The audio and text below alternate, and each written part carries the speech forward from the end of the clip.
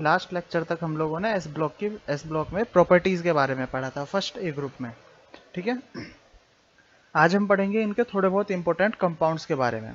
ठीक है, यहाँ पर जो लिखे गए हैं ये सारे नोट्स शॉर्ट एंड स्वीट लिखे गए हैं। क्वेश्चंस इन्हीं में से पूछे जाते हैं, बार बार रिपीट पूछे जाते हैं। ठीक है, तो हमें ज़्यादा थ्योरी पढ़ने की जरूरत नहीं है। इनऑर्गेनिक केमिस्ट्री में जितना भी थ्योरी तुम पढ़ो वो सब कम ही रहता है। तो हम यहाँ पर वो थ्योरी पढ़ेंगे जहाँ से क्वेश्चंस पूछे जाते हैं बार बार। ठीक है, सबसे पहले हम कंपाउंड के बारे में बात कर रहे हैं, तो हम बात कर रहे हैं यहाँ पर हाइड्राइड्स के बारे में। हाइड्राइड में कौन कौन सी चीज हमें यहाँ पर इंपॉर्टेंटली याद रखनी है वो हम देखते हैं। देखो M प्लस H2, M हमने क्या मान लिया, कोई भी मेटल हो सकता है। M यहाँ पर फर्स्ट ए ग्रुप की बात कर रहे हैं तो फर्स्ट ए ग्रुप का कोई भी मेटल यहाँ पर हो सकता है। अगर H2 के साथ में रिएक्शन करेगा तो वो क्या बनाएगा, MH बनाएगा। और MH में जो आयनिक प्रॉपर्टीज होंगी वो कैसी होंगी, वो M plus and H minus की फॉर्म में होंगी।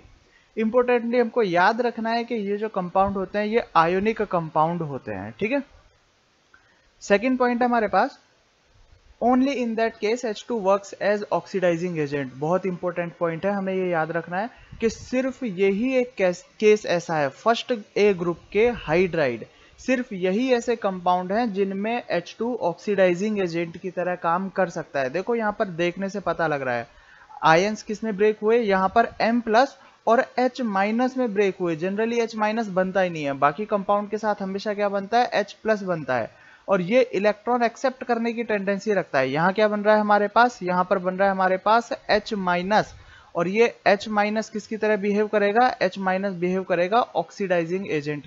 H2 इसमें किसकी तरह बिहेव करेगा, ऑक्सीडाइजिंग एजेंट की तरह बिहेव करेगा। ठीक है, नेक्स्ट पॉइंट है हमारे पास, अगर इसका इलेक्ट्रोलिसिस किया जाए MH का तो यहाँ से H2 गैस रिलीज होगी, और कहाँ पर रिलीज होगी, एनोड पर रिलीज होगी। डायरेक्टली हमें याद रखना है जब हम इसका इलेक्ट्रोलिसिस पढ़ते हैं तो इसके इलेक्ट्रोलिसिस इलेक्ट्रोकेमिस्ट्री में आते हैं। ठीक है, तो वहां तक अभी हम नहीं पहुंचे, तो हमें सिर्फ इतना याद रखना है कि on electrolysis release H2 gas at anode.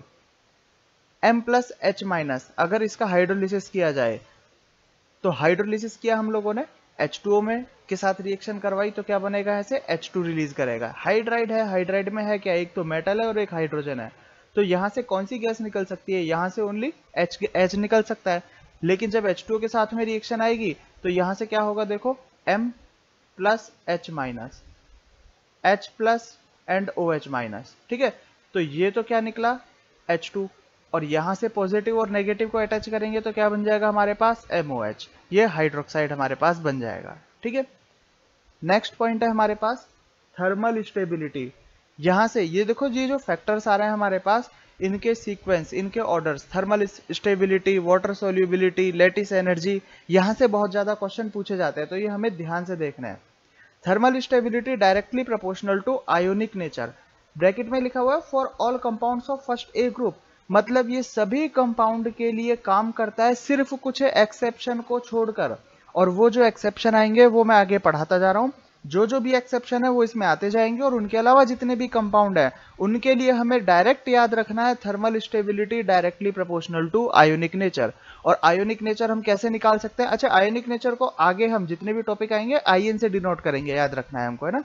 ठीक है, आयोनिक नेचर फाजान्स रूल से हमें पता है, directly proportional to size of cation and inversely proportional to size of anion, मतलब कैटायन जितना ज्यादा बड़ा होगा आयनिक नेचर उतना ही ज्यादा होगा, और एनायन का साइज जितना छोटा होगा आयनिक नेचर उतना ज्यादा होगा। ठीक है, एक्सेप्शन है इसका यही हाइड्राइड जिसके बारे में हम अभी पढ़ रहे हैं। जैसे मैंने बोला था कि कुछ एक्सेप्शन को छोड़कर, वो एक्सेप्शन हम एक एक करके पढ़ने वाला है, कुछ एक्सेप्शन को छोड़कर thermal stability directly proportional to ionic nature होता है। ठीक है, तो एक्सेप्ट हाइड्राइड्स।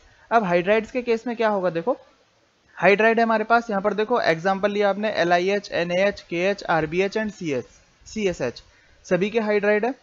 यहाँ पर हाइड्रोजन तो फिक्स है, यहाँ पर चेंज क्या हो रहा है, यहाँ चेंज हो रहा है cation Li, Na, K, Rb and CS। तो टॉप टू बॉटम जाने पर क्या होगा, साइज बढ़ेगा कैटायन का। तो Li से और CS तक कैटायन का साइज बढ़ रहा है। अगर Li से CS तक कैटायन का साइज बढ़ रहा है तो इसका मतलब आयोनिक नेचर इंक्रीज होगा, और आयोनिक नेचर इंक्रीज होगा तो बाकी सब केस में तो डायरेक्टली प्रोपोर्शनल, और हाइड्राइड के केस में इनवर्सली प्रोपोर्शनल। तो जैसे जैसे यहाँ से यहाँ Li से Cs तक आयनिक नेचर बढ़ेगा, वैसे वैसे यहाँ पर क्या होगा, थर्मल स्टेबिलिटी डिक्रीज हो जाएगी। तो थर्मल स्टेबिलिटी का ऑर्डर क्या हो जाएगा हमारे पास, ये थर्मल स्टेबिलिटी का ऑर्डर होगा। ठीक है, नेक्स्ट देखते हैं। देखो थर्मल स्टेबिलिटी और आयनिक नेचर का रिलेशन बता दिया था लास्ट, अभी थोड़ी देर पहले। तो उसमें तो क्या था हमारे पास, डायरेक्टली प्रोपोर्शनल था हाइड्राइड को छोड़कर। तो बाकी के केस में डायरेक्टली प्रोपोर्शनल ही होगा। कैसे, देखते हैं हम आगे। सेकंड हमारे पास ऑक्साइड्स एंड हाइड्रोक्साइड्स के केस की अगर हम बात करें, ये ऑक्साइड एंड हाइड्रोक्साइड है। तो ऑक्साइड क्या होता है, ऑक्सीजन के साथ डायरेक्टली अटैच, और हाइड्रोक्साइड क्या होता है, OH अटैच हो जाएगा। तो यहाँ Li2O से CH2O तक जा रहे हैं हम, continue top to bottom Li2O से CH2O तक मूव किए ऑक्साइड के केस में, या LiOH से CSOH तक मूव किए हाइड्रोक्साइड के केस में। ठीक है, तो टॉप टू बॉटम हम जैसे जाएंगे वैसे वैसे साइज क्या होगा, टॉप टू बॉटम जाने पर साइज इंक्रीज होगा। अगर कैटायन का साइज इंक्रीज होगा, एनायन तो यहाँ दोनों के केस में फिक्स है, तो कैटायन का साइज इंक्रीज होगा तो आयनिक नेचर क्या होगा, इंक्रीज होगा। और ionic nature is directly proportional to thermal stability, तो थर्मल स्टेबिलिटी भी क्या हो जाएगी यहाँ पर, इंक्रीज हो जाएगी। ठीक है, अब हमें याद ये रखना है इसके अंदर, टॉप टू बॉटम आने पर ionization potential, ionization energy, ionization potential decrease हो जाता है, पता है हमें, पीरियडिक टेबल में हमने पढ़ा हुआ है। तो टॉप टू बॉटम आने पर आयोनाइजेशन पोटेंशियल क्या हो रहा है, यहाँ पर डिक्रीज हो रहा है। ठीक है, अब हम बात करते हैं basic strength and water solubility के बारे में। ये जो लिखा हुआ है यहाँ पर, यह है बेसिक स्ट्रेंथ और यह है वाटर सॉल्युबिलिटी। बहुत क्वेश्चन आता है यहाँ से इन सीक्वेंस से ही। देखो जैसे हम हाइड्रोक्साइड के बारे में बात कर लेते हैं, LiOH और CSOH है हमारे पास। ठीक है, तो Li से और CS आने पर यहां पर आयनिक नेचर क्या हो रहा है, कंटिन्यू इंक्रीज हो रहा है। और आयनिक नेचर अगर इंक्रीज होगा तो वाटर सॉल्युबिलिटी इंक्रीज होगी, क्योंकि हमें पता है कि जितने भी आयंस होते हैं वो पानी के अंदर जाने पर, आयनिक कंपाउंड जितने भी होते हैं वो एक्वस सॉल्यूशन में तुरंत आयंस में ब्रेक हो जाते हैं। ठीक है, तो जैसे ही देखो हमने ये पानी के अंदर डाला, ये हमारे पास जैसे पानी है, अगर जैसे ही हम इसमें LiOH को डालेंगे तो LiOH डालने से क्या होगा, Li प्लस अलग हो जाएगा और OH माइनस अलग हो जाएगा। तो ये दोनों अलग अलग हुए तो वाटर सॉल्युबिलिटी क्या हो गई, आयंस के अंदर डिसॉल्व हो गए, और डिसॉल्व होकर आयंस के अंदर सॉल्युबल हो जाएंगे। तो वाटर सॉल्युबिलिटी क्या हो गई, इनकी इंक्रीज हो गई। अब वाटर सॉल्युबिलिटी अगर इंक्रीज हो गई मतलब ये आयंस में ज्यादा ब्रेक हो रहे हैं, और आयंस में ब्रेक हो रहे हैं तो जितने ज्यादा आयंस में ब्रेक होंगे उतने ही ज्यादा OH माइनस निकलेंगे, और जितने ज्यादा OH माइनस निकलेंगे हमें पता है बेसिक स्ट्रेंथ OH माइनस से ही निकाली जाती है। जहां से ज्यादा OH माइनस निकलेंगे वहीं बेसिक स्ट्रेंथ ज्यादा होगी। ठीक है, तो बेसिक स्ट्रेंथ क्या हो जाएगी, टॉप टू बॉटम आने पर इंक्रीज हो जाएगी। तो जैसे जैसे हम Li से CS की तरफ जाएंगे, क्या क्या याद रखना है हमको, साइज बढ़ रहा है, साइज बढ़ने की वजह से आयनिक नेचर बढ़ रहा है, आयनिक नेचर बढ़ने की वजह से थर्मल स्टेबिलिटी भी बढ़ रही है। ठीक है, टॉप टू बॉटम आने पर आयोनाइजेशन पोटेंशियल पीरियडिक टेबल की तरह हमेशा डिक्रीज होता है। ठीक है, अब आयनिक नेचर अगर बढ़ रहा है तो वाटर सॉल्युबिलिटी क्या होगी, यहाँ पर बढ़ेगी। ठीक है, वाटर सॉल्युबिलिटी अगर बढ़ेगी तो OH माइनस उतना ही जल्दी डिसोसिएट होगा, और OH माइनस जितना ज्यादा निकलेगा तो बेसिक स्ट्रेंथ क्या होगा, वहां पर बेसिक स्ट्रेंथ उतना ही ज्यादा होगा। ठीक है, कभी कभी स्टूडेंट को यह कंफ्यूजन हो जाता है कि सर थर्मल स्टेबिलिटी अगर इंक्रीज है, मतलब थर्मल स्टेबिलिटी ज्यादा है, तो वाटर सॉल्युबिलिटी कम होनी चाहिए, क्योंकि वो डिसॉल्व नहीं हो पाएगा, Li और OH ब्रेक नहीं हो पाएंगे। अगर ये ब्रेक नहीं हो पाएंगे तो ये डिसॉल्व भी नहीं हो पाएंगे। तो ध्यान रखना, थर्मल स्टेबिलिटी और वाटर सॉल्युबिलिटी दोनों अलग अलग फैक्टर होते हैं। थर्मल स्टेबिलिटी का मतलब होता है इसे हीट देकर ब्रेक करने की कोशिश करना, मतलब हम इसे हीट देंगे और हीट देने के बाद ब्रेक करने की कोशिश करेंगे। और वाटर सॉल्युबिलिटी का मतलब होता है हम इसे सिर्फ पानी में डाल देंगे, और पानी में डालने पर जैसे ही ये पानी में डाला जाएगा आयंस में अपने आप डिसोसिएट हो जाएगा, तो वो वाटर सॉल्युबिलिटी है। जैसे एक सिंपल सा एग्जांपल ले लेते हैं हम लोग, NaCl का एक एग्जांपल लेते हैं। नमक हमारे घर में, सभी के घरों में होता है। नमक का एक छोटा सा दाना लिया हमने, एक छोटा सा सॉलिड लिया। ठीक है, अब इसे अगर ब्रेक करने की कोशिश करोगे, हाथ से तोड़ने की कोशिश करोगे, तो इतना ईजी ब्रेक होगा नहीं, क्योंकि ये बहुत ज्यादा हार्ड होता है। NaCl हार्ड क्रिस्टलाइन सॉलिड होता है। ठीक है, लेकिन इसे ब्रेक करने की कोशिश की तो ब्रेक नहीं हुआ, लेकिन इसे पानी में डाल दोगे तो पानी में डालते ही तुरंत ये गायब हो जाएगा, तो वहां पर इजीली डिसॉल्व हो जाएगा। तो थर्मल स्टेबिलिटी ज्यादा होने का मतलब ये नहीं है कि वो पानी के अंदर सॉल्युबल नहीं है, वो पानी के अंदर सॉल्युबल हो सकता है। ठीक है, देखो नमक है, नमक हार्ड होता है, पानी में डालने पर फटाफट डिसॉल्व हो जाता है। कोई मेटल का टुकड़ा लोगे, जैसे आयरन लिया, वो भी हार्ड होता है, लेकिन पानी में डालोगे तो वो डिजोल्व नहीं होता। तो इन दोनों का आपस में कोई भी फैक्टर काम नहीं करता है। ठीक है, ये हमें नाइट्रेट्स एंड सल्फेट। नाइट्रेट क्या होता है हमारे पास NO3 माइनस, एंड सल्फेट क्या होता है SO4-2। ठीक है, अब इनके अगर थर्मल स्टेबिलिटी या वाटर सोल्युबिलिटी की बात की जाए तो डायरेक्ट हमें क्या देखना है, आयोनिक नेचर देखना है। टॉप टू बॉटम आने पर अगर कैटायन का साइज इंक्रीज होता है, टॉप टू बॉटम आने पर कैटायन का साइज इंक्रीज होता है, तो आयोनिक नेचर क्या होगा, वहां पर इंक्रीज होगा।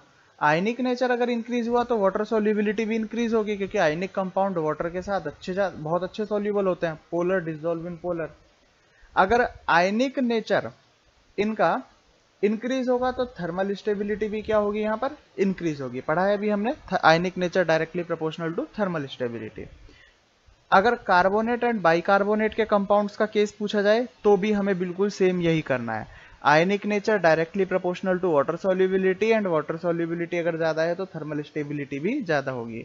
मतलब टॉप टू बॉटम आने पर ये तीनों ही केस इंक्रीज होंगे, आयनिक नेचर भी, वाटर सॉल्युबिलिटी भी, एंड थर्मल स्टेबिलिटी भी, तीनों केस यहाँ पर ये इंक्रीज होंगे। अब हम बात करने जा रहे हैं यहाँ पर बहुत इंपॉर्टेंट कंपाउंड हैलाइड के बारे में। इंपॉर्टेंट क्यों है, क्योंकि इस केस में फर्स्ट ए ग्रुप के हैलाइड के केस में 2 टाइप के क्वेश्चन पूछे जाते हैं और यहाँ पर अक्सर गलती हो जाती है। तो वो गलती ना हो इसलिए हमें यहाँ पर ध्यान से पढ़ना है। देखो हैलाइड क्या होता है, कोई भी मैंने मेटल मान लिया, एम मेटल मान लिया, ये कुछ भी हो सकता है, लिथियम सोडियम कुछ भी हो सकता है, और इसके साथ में अगर एक्स कोई भी halogen, fluorine chlorine bromine iodine जुड़ा हुआ है, MX फॉर्म है, तो इसी को हम क्या बोलेंगे, हैलाइड बोलेंगे। ठीक है, अब इस हैलाइड के केस में 2 ऑप्शन है, या तो हम मेटल को वेरी कराएं या हम हेलोजन को वेरी कराएं। तो उन्हीं दोनों केसेस पर हमारे पास फैक्टर्स थोड़े से चेंज हो जाते हैं, और वो कैसे चेंज होते हैं वो देखो।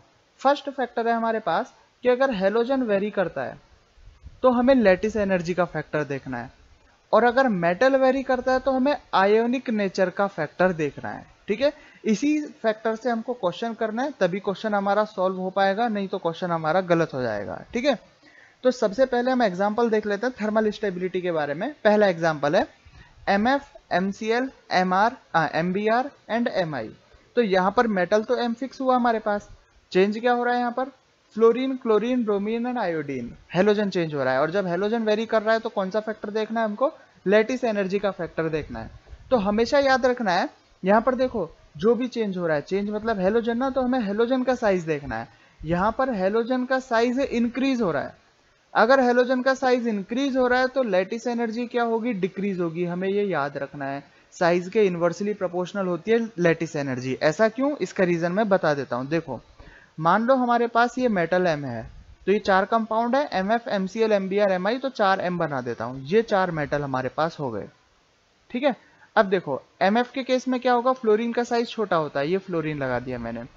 MCl के केस में ये क्लोरीन का साइज थोड़ा बड़ा हुआ, Br के केस में साइज और बड़ा हुआ, और आयोडीन के केस में साइज और ज्यादा बड़ा हुआ। ठीक है, ये हमारे पास MF, ये हमारे पास MCl, MBr एंड MI।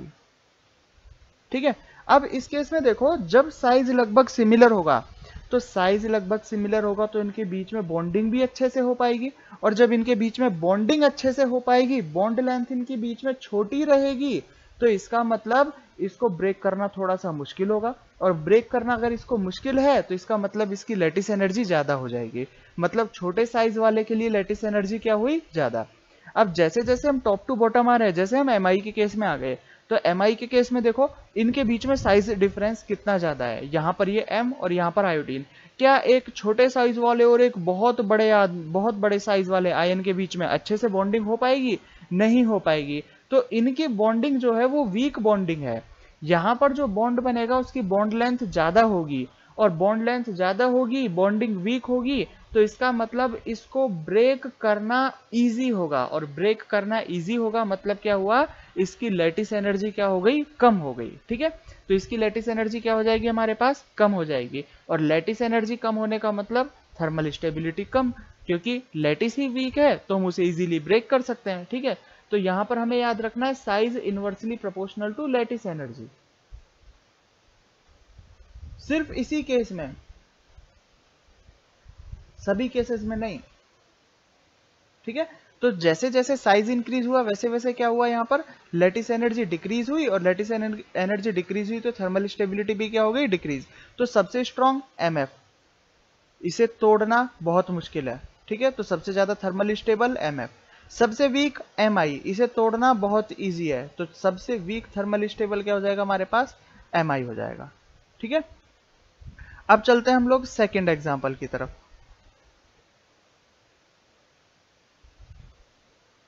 देखिए सेकेंड एग्जाम्पल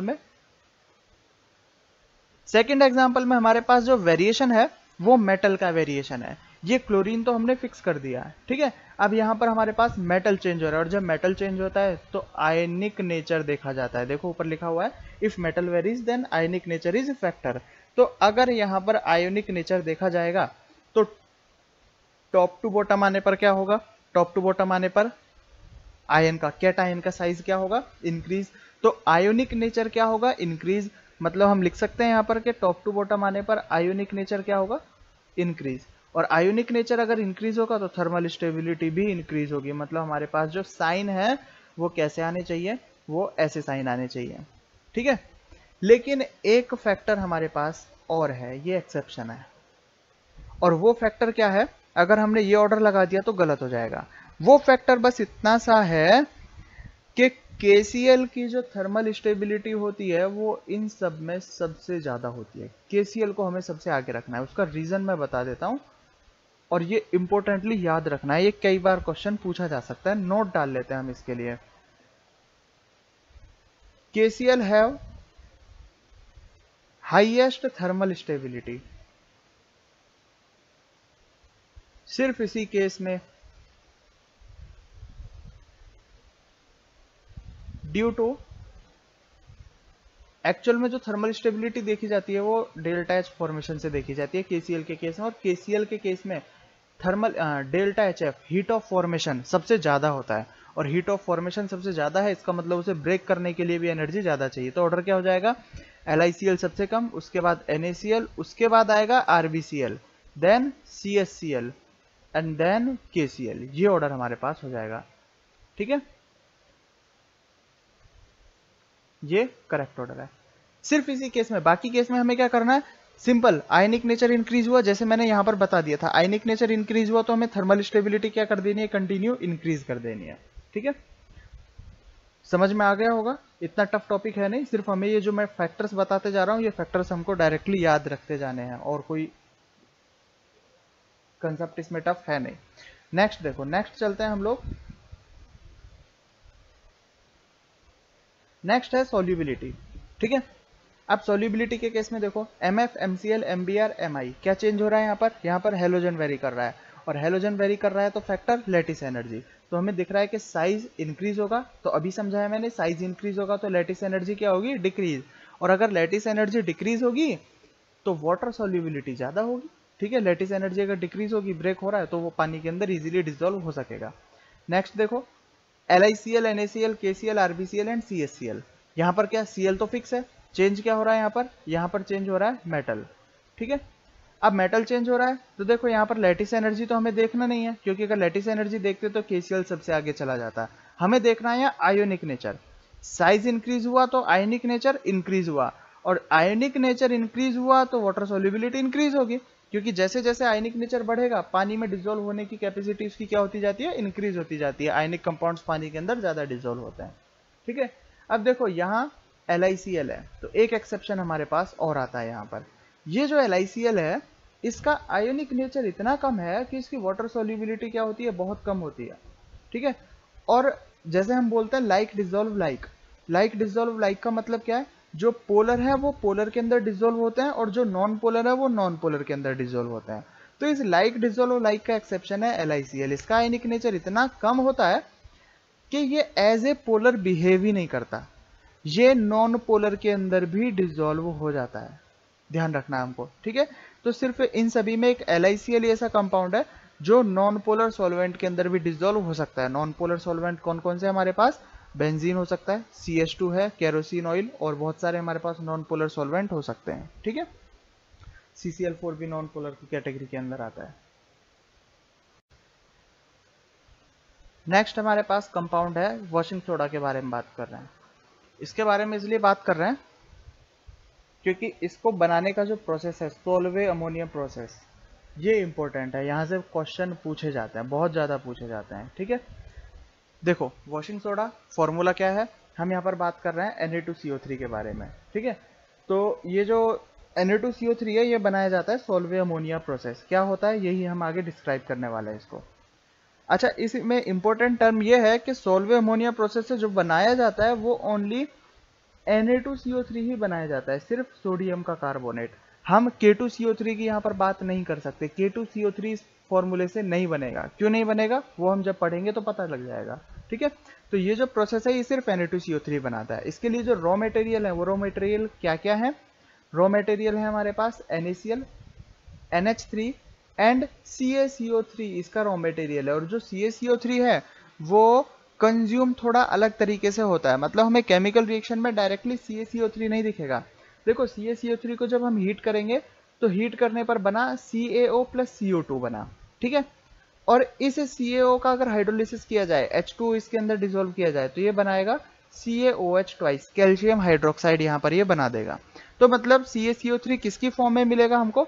हमको मिलेगा CaO की फॉर्म में, CO2 की फॉर्म में एंड CaOH ट्वाइस की फॉर्म में। इसी तरीके से काम आएगा। ठीक है, तो अब केमिकल रिएक्शन की तरफ चलते हैं। देखो केमिकल रिएक्शन में क्या है हमारे पास? NaCl, H2O, NH3 और CO2, हम इन सभी को मिक्स कर रहे हैं। देखो CO2 जैसे बताया था ये रहा CO2 रॉ मटेरियल में। ठीक है, CaCO3 की फॉर्म में था। तो NaCl, H2O, NH3 और CO2 अगर इन चारों की रिएक्शन आपस में कराई जाए तो ये बनाएंगे NH4Cl एंड NaHCO3। और ये जो NaHCO3 है ये यहाँ से प्रीसिपेट की फॉर्म में अलग निकल जाता है, PPT बना देता है। और वो PPT किस वजह से बनाता है? Common ion of Na+। ये बहुत इंपॉर्टेंट लाइन है जो मैं बोल रहा हूँ। NaHCO3 PPT क्यों बनाता है? कॉमन आयन ऑफ Na+ की वजह से PPT बनाता है। ये जो मैं बोलता जा रहा हूँ ये सारी चीजें तुम्हें याद रखनी है इंपॉर्टेंटली। ठीक है, अगर यहाँ पर हम NaCl की जगह KCl ले लेते तो यहां जो प्रोडक्ट बनने वाला था वो बनने वाला था KHCO3। ठीक है, और यहां पर KHCO3 में आयन निकलता K+, और उस K+ आयन का कोई भी PPT नहीं निकलता। ठीक है, यही नोट लिखा हुआ है। देखो KHCO3 does not form PPT because KSP जो KHCO3 का KSP है वो कंपेयर टू NaHCO3 के KSP के बहुत ज्यादा होता है। ठीक है, तो ये वाली लाइन तुम याद रखो या मत रखो, तुम्हें ये जरूर याद रखना है कि NaHCO3 के केस में प्रिसिपेट निकलता है, KHCO3 के केस में प्रिसिपेट नहीं निकलता। इसी वजह से हम यहाँ पर K2CO3 नहीं बना पाते। ठीक है, अब देखो NaHCO3 हमारे पास आया तो NaHCO3 जो प्रिसिपेट निकला था उसे अलग निकाल लिया। उसे जब हमने हीट किया तो हीट करने पर बनेगा हमारे पास Na2CO3 जो हम बनाना चाह रहे हैं। ठीक है, Na2CO3 सिर्फ हीट करने से बना, साथ में CO2 रिलीज हुआ और H2O रिलीज हो गया। साथ में जो बचा ये तो PPT निकाल के हमने अलग कर लिया था, NH4Cl। NH4Cl का हमने क्या किया? ये देखो ये कैल्शियम हाइड्रोक्साइड रॉ मटेरियल में से तो निकला था ना, तो ये तो रिएक्शन तो करेगा ही करेगा क्योंकि उसके अंदर प्रेजेंट है ही। तो NH4Cl से रिएक्शन किया किसने? CaOH ट्वाइस, कैल्शियम हाइड्रोक्साइड ने रिएक्शन किया। क्या बनाया? अमोनिया बना दिया, CaCl2 बना दिया, H2O बना दिया। अब देखो बाय प्रोडक्ट हमारे पास मेन प्रोडक्ट क्या बना? Na2CO3 जो हम बनाना चाहते हैं, वॉशिंग सोडा यही हम बनाना चाहते हैं। बाय प्रोडक्ट पर अगर ध्यान दोगे तो CO2, H2O, H2O, NH3 ये तो सब वही है जो रॉ मटेरियल में थे, तो इनको वापस यूज भी लिया जा सकता है। ठीक है, इस रॉ मटेरियल में हम फिर से NaCl निकाल के मिला के और ज्यादा Na2CO3 बना सकते हैं। ये CaCl2 यहाँ अलग पड़ा रह जाएगा। ठीक है, तो यही हमारे पास सोलवे अमोनिया प्रोसेस है जो सिर्फ Na2CO3 बनाने का काम आता है। ठीक है, नेक्स्ट हम बात करते हैं बेकिंग सोडा के बारे में। बेकिंग सोडा का फॉर्मूला होता है NaHCO3 सोडियम बाइकार्बोनेट।